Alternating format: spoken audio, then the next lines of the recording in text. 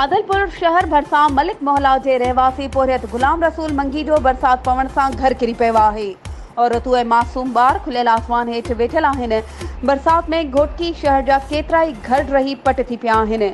घर की चौदीवारी ऐं छत खां महरूम बणियल पोरियत गुलाम रसूल मंगी अखियुनि मां लुड़क हारींदे चयो आहे त मां मिसकीन पंहिंजे बचनि जो पेट गुज़र करण ख़ातिर 400 रुपया दिहाड़ी ते मज़दूरी कंदो आहियां। हुन औरतुनि ऐं मासूम ॿारनि सां गॾु संदसि घर में एहतजाज रिकॉर्ड कराईंदे चयो आहे त मां ग़रीब आहियां, घर ठाहिण जेतिरी हैसियत नाहे। मुतासिर गुलाम रसूल मंगी ऐं संदसि वारसनि वधीक वसवारनि चूंडियल नुमाइंदनि खां मुतालबो कयो आहे त खेसि घर ठाराए ॾिनो वञे त जीअं हू पंहिंजे अझे में बचड़नि सां गॾु पुरसुकून ज़िंदगी गुज़ारे सघनि।